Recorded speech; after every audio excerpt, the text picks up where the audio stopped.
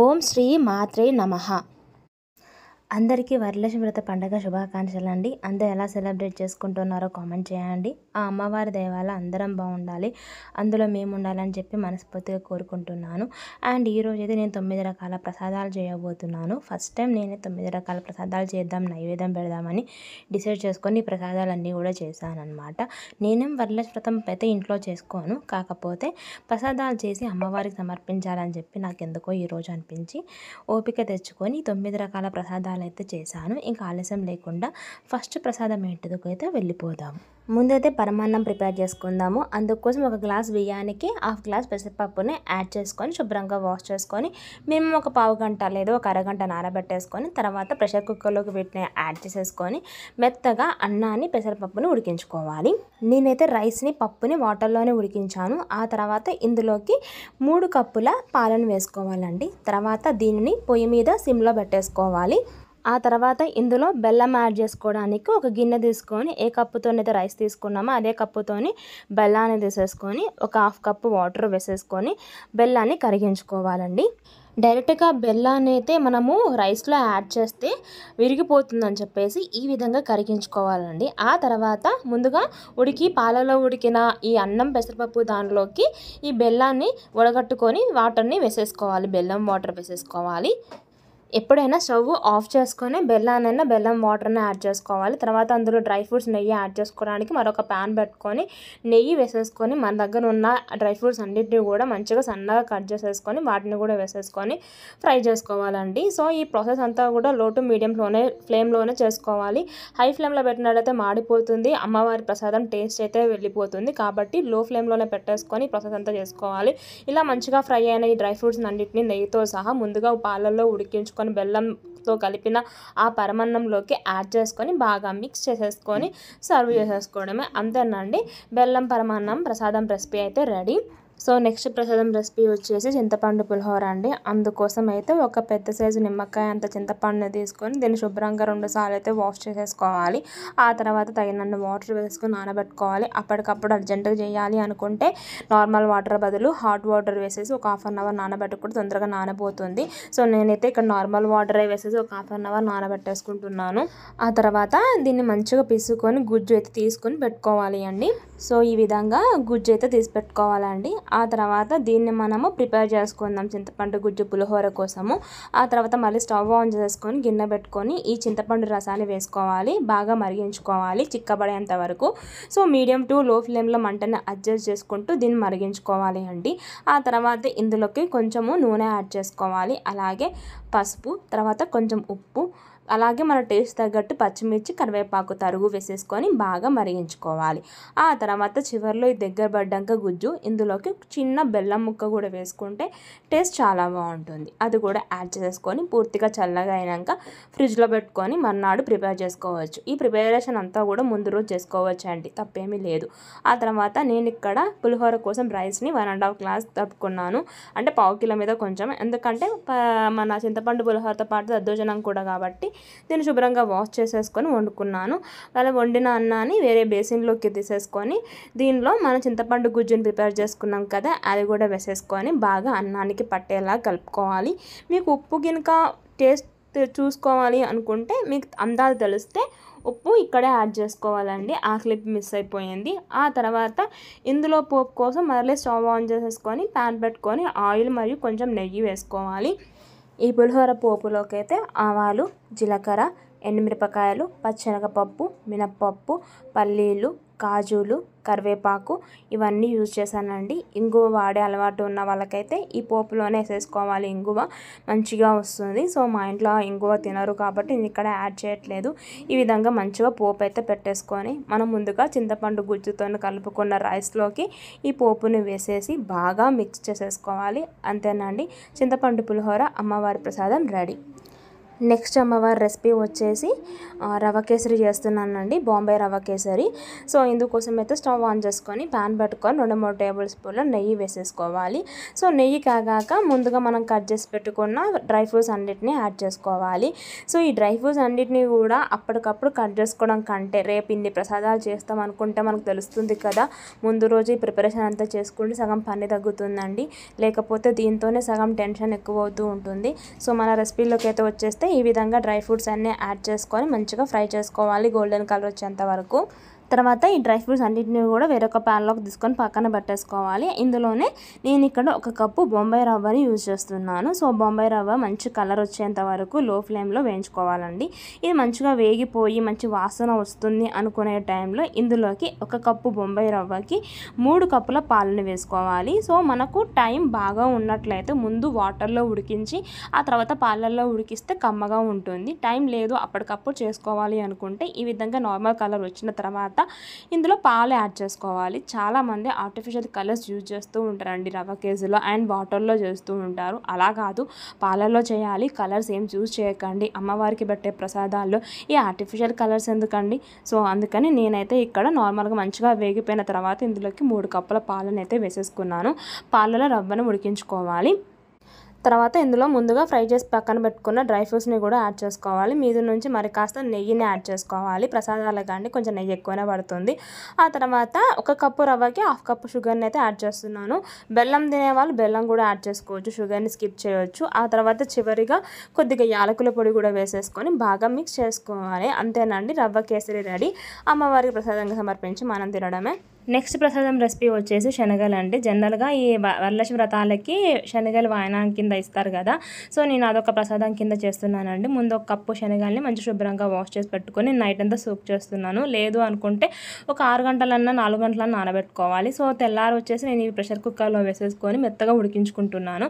So జనరల్గా 8-10 whistles అయితే కానీ మెత్తగా ఉడకవండి. సో 8-10 విజిల్స్ వచ్చేంత వరకు మెత్తగా ఉడికించుకుంటున్నాను. ఇవి కుక్కర్లో వేసిన తర్వాత కొద్దిగా సాల్ట్ కూడా వేసుకోవాలి. మళ్ళీ పోపుకి వేసుకునేటప్పుడు సాల్ట్ చూసుకోవాలండి. సో ఇవి ఒక 8 విజిల్స్ పెట్టి ఉడికించుకున్నాను, మెత్తగా ఉడికిపోయాయి. తర్వాత వీటిని మనం పోపు చేసుకుందాం. దానికోసం స్టవ్ ఆన్ చేసేసుకొని ప్యాన్ పెట్టుకొని ఆయిల్ వేసుకోవాలి. ఆయిల్ హీట్ అయిన తర్వాత ఆవాలు, జీలకర్ర, ఎండుమిరపకాయలు, తర్వాత పచ్చనగపప్పు, మినప్పప్పు, కరివేపాకు వేసేసుకొని ఈ ఉడికించిన శనగలను కూడా వేసేసుకొని ఉప్పు పడుతుందని మీకు అనిపిస్తే కొద్దిగా ఉప్పు కూడా వేసేసుకోవాలి. అండ్ చివరిలో వచ్చేసి నేను కొద్దిగా ధనియాల పొడి, జీలకర్ర పొడి యాడ్ చేస్తున్నాను. ఇది పూర్తిగా ఆప్షనల్ అండి. నేను చేసిన ప్రసాదం అన్ని రెసిపీస్లో ఉల్లిపాయ కానీ, అల్లం కానీ, వెల్లుల్లి కానీ ఎక్కడ కూడా యాడ్ చేయలేదు. సో ఇందులో నేను కారం కూడా యాడ్ చేయలేదు, ఓన్లీ ఎండుమిరపకాయలతోనే పోపు చేసేసాను అనమాట. ఇది నల్ల శనగల ప్రసాదం. మీ దగ్గర పచ్చి కొబ్బరి అవైలబుల్గా ఉంటే ఆ తురుము కూడా యాడ్ చేసుకోవచ్చు. అండ్ నెక్స్ట్ వచ్చే ప్రసాదం వచ్చేసి గోధుమ రవ్వ కేసరి చేస్తున్నానండి. దీనికోసము స్టవ్ ఆన్ చేసుకొని ప్యాన్ పెట్టుకొని 2-3 టేబుల్ స్పూన్ల నెయ్యి వేసుకోవాలి. నెయ్యి హీట్ అయిన తర్వాత మన దగ్గర ఉన్న డ్రై ఫ్రూట్స్ అన్నిటిని కూడా యాడ్ చేసుకొని మంచి గోల్డెన్ కలర్ వచ్చేంత వరకు ఫ్రై చేసుకోవాలి. నేనైతే ఇక్కడ ప్రతి రవ్వ కేసరి కానీ, గోధుమ రవ్వ కేసరి కానీ, బెల్లంతో చేసిన, చక్కెరతో చేసిన తీపి నైవేద్యాలకైతే ఇక్కడ నేను బాదాము, కాజు అలాగే కిస్మిస్ని మాత్రమే యూజ్ చేశానండి. మిగతా డ్రై ఫ్రూట్స్ ఏదైనా ఉంటే మీరు యాడ్ చేసుకోవచ్చు. సో మంచిగా ఫ్రై అయిన ఈ డ్రై ఫ్రూట్స్ని వేరొక బౌల్లోకి తీసేసుకొని ఇందులోనే నేను ఇక్కడ చిన్న గ్లాసు గోధుమ రవ్వ వేస్తున్నాను. ఈ రవ్వ కూడా మంచిగా కొద్దిగా కలర్ చేంజ్ అయ్యి మంచి వాసన వచ్చేంత వరకు మీడియం టు లో ఫ్లేమ్లో మంటను అడ్జస్ట్ చేసుకుంటూ వేయించుకోవాలండి. రవ్వ కొద్దిగా కలర్ చేంజ్ అయ్యి మంచి వాసన వచ్చి అలాగే నెయ్యి అనేది పక్కకు తేలుతున్న టైంలో ఇక్కడ 1 కప్పు రవ్వకి 3 కప్పుల పాలను వేసుకుంటున్నాను. సో ఇది కూడా అంతేనండి. ఒకవేళ మీకు టైం ఉంది అనుకుంటే ముందు గోధుమ రవ్వనైనా సరే, నార్మల్ రవ్వనైనా సరే కొద్దిగా ఫస్ట్ వాటర్లో ఉడికించండి. ఆ తర్వాత పాలలో ఉడికిస్తే గట్టి పడదు, అలాగే మెత్తగా ఉంటుంది. ఇది ఒక టిప్ అండి. సో పాలనైతే 3 గ్లాసుల పాలను కూడా యాడ్ చేసుకొని మీద నుంచి మరికొద్దిగా నెయ్యిని వేసుకొని మీడియం ఫ్లేమ్లో రవ్వని పాలల్లో ఉడికించుకోవాలి. పాలలో రవ్వ ఉడికి తర్వాత కొద్దిగా యాలకుల పొడి, 1 కప్పు గోధుమ రవ్వకి 1/2 కప్ బెల్లం తురుము వేసుకోవాలి. అది కూడా స్టవ్ ఆఫ్ చేసుకొని వేసుకోవాలి, లేకపోతే విరిగిపోతుంది. ఆ తర్వాత ఇందులో 2 టేబుల్ స్పూన్ దాకా ఎండు కొబ్బరి పొడి వేసుకోవాలండి, టేస్ట్ చాలా బాగుంటుంది. ఆ తర్వాత ముందుగా ఫ్రై చేసి పెట్టుకున్న డ్రై ఫ్రూట్స్ని కూడా వేసేసుకొని బాగా మిక్స్ చేసేసుకోవాలి. అంతేనండి, సింపుల్ అండ్ ఈజీ గోధుమ రవ్వ కేసరి రెడీ అండి. సో ఇందులో కూడా నేను ఎటువంటి ఆర్టిఫిషియల్ కలర్స్ అయితే యూజ్ చేయలేదు, మీరు కూడా యూజ్ చేయకండి. సో నెక్స్ట్ ప్రసాదం గోధుమ రవ్వ కేసరి. అండ్ నెక్స్ట్ ప్రసాదం రెసిపీ వచ్చేసి దద్దోజనం చేస్తున్నానండి. ఇందుకోసం అయితే నార్మల్గా ముందే పులిహోరకైతే రైస్ వండి పెట్టాను కదండి, అందులో నుంచి కొద్దిగా రైస్ తీసి పక్కన పెట్టుకున్నాను. దాన్ని మెత్తగా ఉడకంగానే తీసుకొని పక్కన పెట్టుకోవాలి, ఎందుకంటే దద్దోజనం అనేది మెత్తగా ఉండాలి కదా. సో ఇలా ఇందులోకి అయితే ఒక గ్లాసు ముందైతే పాలు వేసుకుంటున్నాను. ఆ తర్వాత పెరుగు యాడ్ చేసుకోవాలి. పాలు ఎందుకు యాడ్ చేసుకోవాలి అని అంటే, పాలు యాడ్ చేసుకోవడం వల్ల అన్నం గట్టిపడదు, మంచిగా ఉంటుంది టేస్టీగా. సో అలాగే ఇందులో కొంచెం సాల్ట్ వేసుకొని కలుపుకొని పక్కన పెట్టుకోవాలి. ఆ తర్వాత పోపు చేసుకోవాలండి. పోపు కోసం స్టవ్ ఆన్ చేసుకొని ప్యాన్ పెట్టుకొని కొద్దిగా నూనె మరియు నెయ్యి వేసుకోవాలి. దద్దోజనంలో నూనెతో కంటే కూడా నెయ్యితో పోపు చేసుకుంటేనే కమ్మగా ఉంటుందన్నమాట. అది కాగాక ఇందులోకి ఆవాలు, జీలకర్ర, ఎండుమిరపకాయలు, ఆ తర్వాత కొంచెం పచ్చెనగపప్పు, మినప్పప్పు, కాజులు, అలాగే కరివేపాకు తరుగు. ఇందులో కూడా నేను పచ్చిమిర్చి యాడ్ చేయట్లేదు, ఇష్టం ఉన్న వాళ్ళు యాడ్ చేసుకోవచ్చు. ఇవన్నీ చేసుకొని పోపు చేసుకోవాలి. ఈ చేసుకున్న పోపుని ముందుగా రెడీ చేసుకున్న పెరుగన్నంలోకి యాడ్ చేసుకొని బాగా మిక్స్ చేసుకోవాలి. అంతేనండి, అమ్మవారి ప్రసాదం రెసిపీ దద్దోజనం రెడీ. మీకు ఇంగువ ఇష్టం ఉన్నట్లయితే పోపులోనే ఇంగువ వేసుకొని కలుపుకోవాలి. నెక్స్ట్ ప్రసాదం రెసిపీ వచ్చేసి పూర్ణం బూరెలు చేస్తున్నానండి. ఇందుకోసం ఒక మిక్సింగ్ బౌల్లోకి 1 కప్పు మినప్పప్పుకి 1/2 కప్పు బియ్యం వేస్తున్నాను. సో జనరల్గా దోశలకైతే 1 కప్పు మినప్పప్పుకి దాని డబుల్ రేషియోలో బియ్యం వేస్తాము, కానీ ఇందులో సింగిల్ రేషియోలో బియ్యం వేస్తాము. సో ఇలానే చేసుకుంటే మీద పైన కోటింగ్ అనేది మంచిగా వస్తుంది. దీన్ని ఒక 4 గంటలు నానబెట్టుకొని ఎక్కువ వాటర్ వేయకుండా రుబ్బుకోవాలి. సో ఇదంతా ప్రాసెస్ కూడా ముందు రోజు నైట్ చేసుకోవడం వల్ల తప్పేం ఉండదండి. సో దీన్ని అయితే నేను మినిమం 3 నుంచి 4 గంటలు అయితే పక్కాగా నానబెట్టేసుకున్నాను. సో దీన్ని ఇప్పుడు మిక్సింగ్ జార్లో వేసేసుకొని మనం మంచిగా గ్రైండ్ చేసుకోవాలండి. తర్వాత ఈ పిండి బ్యాటర్లోకి కొంచెం ఉప్పు, అలాగే 1 టేబుల్ స్పూన్ దాకా షుగర్ యాడ్ చేసుకోవాలి. షుగర్ యాడ్ చేసుకోవడం వల్ల పూర్ణాలు బయట మంచి కలర్ వస్తాయి అన్నమాట. ఇలా బాగా కలిపేసుకొని ఫ్రిడ్జ్లో పెట్టుకుంటే సరిపోతుంది. తర్వాత లోపల పూర్ణం కోసం 1 గ్లాస్ వరకు అంటే 100 గ్రామ్స్ దాకా నేను శనగపప్పును ఒక 4 గంటలు నానబెట్టుకున్నానండి. తొందరగా నానాలి అనుకుంటే మీరు వేడి నీళ్ళలో నానబెట్టుకుని తొందరగా నానిపోతుంది, టైం లేదు అనుకుంటే. సో దీన్ని ప్రెషర్ కుక్కర్లో వేసేసుకొని 3 విజిల్స్ వచ్చేంత వరకు ఉడికించుకోవాలి. అండ్ కొద్దిగా పసుపు యాడ్ చేస్తున్నాను నేను ఇక్కడ కొంచెం కలర్ కోసము, అలాగే కొద్దిగా నెయ్యి యాడ్ చేస్తున్నాను. సో ఇవన్నీ కూడా పెట్టేసుకొని 3 విజిల్స్ వచ్చేంత వరకు ఉడికించుకోవాలండి. తర్వాత ఉడికించుకున్న శనగపప్పుని ఒక గిన్నెలోకి తీసుకోవాలి. అందులో వాటర్ ఏమీ లేకుండా చూసుకోవాలండి. 3 విజిల్స్లోనే పప్పు అయితే మనకు మంచిగా ఉడికిపోతుంది. సో వాటర్ అంతా పోయే వరకు వేరే ప్లేట్లోకి తీసుకొని పక్కన పెట్టుకోవాలి. సో మొత్తం వాటర్ వెళ్ళిపోయిన తర్వాత ఈ శనగపప్పుని ఒక మిక్సింగ్ జార్లోకి వేసుకొని మెత్తగా పేస్ట్ చేసుకొని రుబ్బుకోవాలండి. తర్వాత స్టవ్ ఆన్ చేసేసుకొని ఒక ప్యాన్ పెట్టుకోవాలండి. ఇందులోకి 1 కప్పు శనగపప్పుకి 1 కప్పు బెల్లం తురుము సేమ్ క్వాంటిటీ తీసుకోవాలి. బెల్లం తురుము వేసుకొని 2 టేబుల్ స్పూన్ల వాటర్ వేసుకొని బెల్లాన్ని కరిగించుకోవాలి. తర్వాత ఇందులోకి మనం ముందుగా రుబ్బుకున్న పూర్ణాన్ని, శనగపిండి మిశ్రమాన్ని వేసుకొని దగ్గరికి పడేంత వరకు ఫ్రై చేసుకోవాలి. ఇందులోకి 2 టేబుల్ స్పూన్ల ఎండు కొబ్బరి పొడి, అలాగే చిటికెడు యాలకుల పొడి కూడా వేసేసుకొని మిక్స్ చేసుకొని బాగా కలుపుకోవాలి. చల్లబడేంత వరకు పక్కన పెట్టుకోవాలండి. అలా కొంచెం నెయ్యి కూడా యాడ్ చేసుకోవాలి. తర్వాత దీన్ని ఈ వీడియోలో చూపిస్తున్నట్టుగా ఇలా పూర్ణాలలాగా రెడీ చేసి పెట్టుకోవాలండి. ముందుగా ప్రిపేర్ చేసుకున్న పిండి మిశ్రమంలో ఈ పూర్ణాన్ని ముంచేసి బాగా హీట్ అయిన ఆయిల్లో వేసుకొని ఫ్రై చేసుకోవాలి. మీకు స్పూన్తో వీలైతే స్పూన్తో, లేదా చెయ్యితో వీలైతే చెయ్యితోనైతే ఈ పూర్ణానికి పిండి బాగా పట్టేలాగా పెట్టుకోవాలి అండి. తర్వాత ఆయిల్లో ఈ పూర్ణాలు వేసేసుకొని మీడియం టు లో ఫ్లేమ్లో మంటని అడ్జస్ట్ చేసుకుంటూ 2 పక్కల మంచి గోల్డెన్ కలర్ వచ్చేంత వరకు వీటిని వేయించుకోవాలి. అంతేనండి, మరొక ప్రసాదం రెసిపీ పూర్ణం బూరెలు రెడీ. మరొక ప్రసాదం రెసిపీ సేమియా పాయసం. జనరల్గా ఇది అందరికీ తెలుసు అనుకోండి. సో నేను ఏ విధంగా చేస్తున్నానో చూపిస్తున్నాను. ముందుగా స్టవ్ ఆన్ చేసుకొని ప్యాన్ పెట్టుకొని 3 టేబుల్ స్పూన్ల నెయ్యి వేసుకోవాలి. నెయ్యి కాగిన తర్వాత తరుక్కున్న డ్రై ఫ్రూట్స్ని వేసుకొని వేయించుకోవాలి. డ్రై ఫ్రూట్స్ని వేరే గిన్నెలో పక్కన తీసేసుకొని అదే పాన్లోకి మరి కొద్దిగా నెయ్యి వేసేసుకొని సేమియాలు వేసుకోవాలి. నా దగ్గర రోస్టెడ్ సేమియాలు ఉన్నాయి కాబట్టి జస్ట్ ఒక 1 to 2 minutes మాత్రమే వేయించుతున్నాను.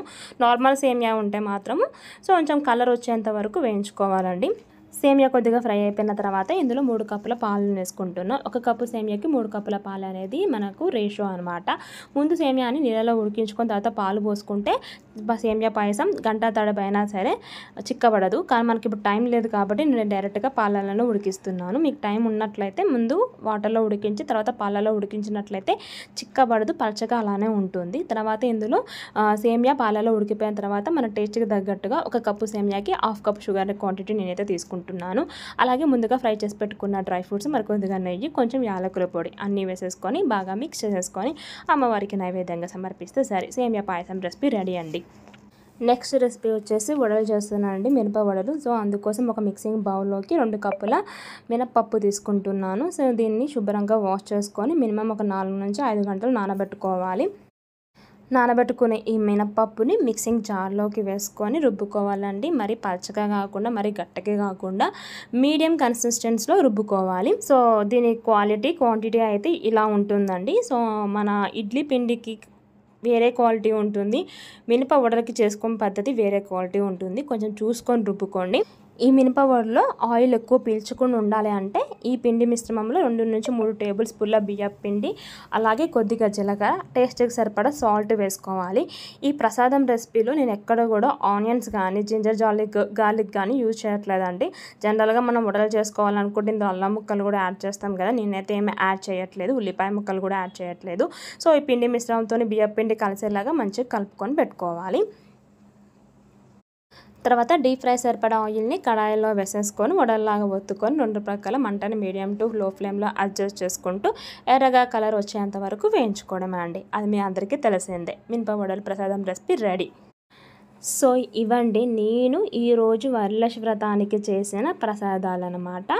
సో గోధుమ రవ్వ కేసరి, శనగలు, దద్దోజనం, పులిహోర, పూరెలు, వడలు, ఆ తర్వాత కొంచెం సేమియా పాయసం, గోధుమ రవ్వ కేసరి, అలాగే పరమాన్నము. సో ఇవన్నీ చేశానండి. ఎలా ఉందో కామెంట్ చేయండి. మొదటిసారి మన ఛానల్ని చూస్తున్న వాళ్ళైతే ఈ వీడియోకి ఒక లైక్ చేయండి, అలాగే సబ్స్క్రైబ్ చేసుకోవడం మాత్రం మర్చిపోకండి. ఆ తర్వాత అమ్మవారి దయ మనందరి మీద ఉండాలని మనస్ఫూర్తిగా కోరుకుంటున్నాను. వీడియో నచ్చితే ఒక like and subscribe. Thank you.